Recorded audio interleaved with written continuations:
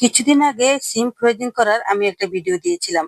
সেখানে অনেক আপুরাই আমাকে বলেছেন, আপু সিম যে ফ্রোজিং করেছেন এটা রান্না করবেন কিভাবে? রান্নার পদ্ধতিটা অবশ্যই দেখাবেন। ধন্যবাদ আপুরা, আপনারা আমার কাছে এমন একটা প্রশ্ন করেছেন যেটা অনেক গুরুত্বপূর্ণ।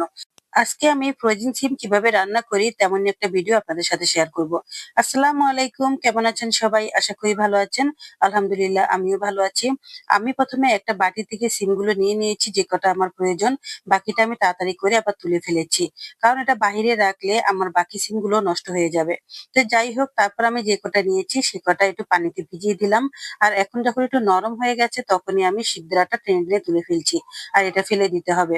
যখন আমি ফ্রোজিং করেছি তখন কিন্তু এটা ফেলে দেইনি। কারণ তখন ফেলে দিলে সিমটা নষ্ট হয়ে যেত। এই তো যার যার ইচ্ছে মতো এখন কেটে নিতে পারেন, এমনকি গোটাও রান্না করতে পারেন। এখন তো শীতকাল, তাই অনেক রকমের সবজি পাওয়া যায় যেগুলো কিন্তু গরমকালে আমরা পাই না। এই জন্যই বেশিরভাগই আমরা ফ্রোজিং করি। তাই ফ্রোজিং পদ্ধতিটা আমরা ঠিকই জানি, কিন্তু সেটা রান্নার পদ্ধতিটা আমরা কখনো খেয়াল করি না।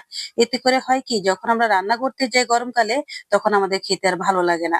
তখন অনেকেই বলেন, আমার এই ভিডিওতে অনেকেই বলেছেন যে আপু ফ্রোজিং করেছি কিন্তু পরে ফেলে দিয়েছি, খেতে পারিনি। সেই সব আপুদের জন্যই আমার এই ভিডিওটা, অবশ্যই মনোযোগ দিয়ে দেখবেন। আর আমি কিছু টিপস বলবো, সেগুলো অবশ্যই খেয়াল রাখবেন। তাহলেই আপনারা প্রয়োজন সব জিনিসপত্রই খেতে পারবেন, কোনো রকমের অসুবিধা হবে না। তো যাই হোক, এই তো আমি এখানে কুমড়ো শাক নিয়ে নিয়েছি। আর সাথে দিয়ে দিলাম সিম, আর দিয়ে দিলাম কয়েকটা আলু। আর সাথে একটু লবণ দিয়েছি। আর এখন আমি এগুলোকে ভালো করে একটু জাল করে নেব। সত্যি বলতে এখানে অন্য কোনো শাকও আপনারা ব্যবহার করতে পারেন। আর আমি যে টিপসটা দিচ্ছি সেটা হচ্ছে, যে কোনো ফ্রোজিং শাকসবজি আপনারা রান্না করেন না কেন, তার সাথে অবশ্যই আনফ্রোজিং কিছু একটা দিবেন। যেমন ধরেন এখানে আমি শাক দিয়েছি, আলু দিয়েছি, এগুলো কিন্তু ফ্রোজিং না। আর এর সাথে আমি সিমটা শুধু ফ্রোজিং দিয়েছি। এতে করে আমার এই তরকারিটা অনেক ভালো লাগবে খেতে। কিন্তু আমি যদি এখানে শুধু সিমে রান্না করতাম তাহলে কিন্তু একদমই খেতে পারতাম না। এটাই হচ্ছে সবচেয়ে বড় কথা। ফ্রোজিং খাবারগুলোতে সবসময় আনফ্রোজিং কিছু একটা ব্যবহার করতে হয়। তাহলে ফ্রোজিং খাবার স্বাদ আসে। তারপর আমি পেঁয়াজ, রসুন আর কাঁচামরিচের একটা বাগার দিয়ে দিলাম। আর তার মধ্যে দিয়ে দিলাম একটু শুকনো মরিচের গুঁড়া। হয়ে গেল ফ্রোজিং সিম দিয়ে শাক ভাজি। আমি তো আজকে শাক দিয়েই দেখলাম, আপনি চাইলে এটা ভাজির সাথে দিতে পারেন, অথবা কোনো মাছ দিয়ে রান্না করতে পারেন, এমনকি ভর্তা বানিয়েও খেতে পারেন। তো যাই হোক, এই তো আমি গরম গরম ভাত নিয়ে নিয়েছি। আর এখনই খেয়ে নিচ্ছি। মানে আমার কাছে এত ভালো লেগেছে, কি বলবো আসলে। আমার এখনই খেতে ইচ্ছে করছে।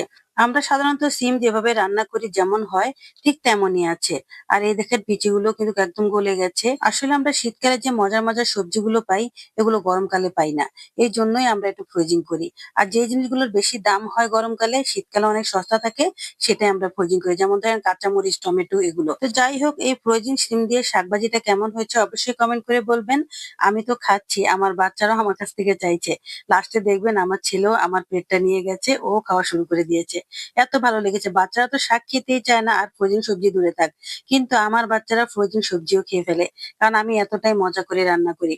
তো যাই হোক, আমার মতো এভাবে রান্না করলে অবশ্যই আপনারাও খেতে পারবেন। একদমই ফেলে দিতে হবে না। ভালো থাকবেন সবাই। আজ এ পর্যন্তই। আল্লাহ হাফেজ।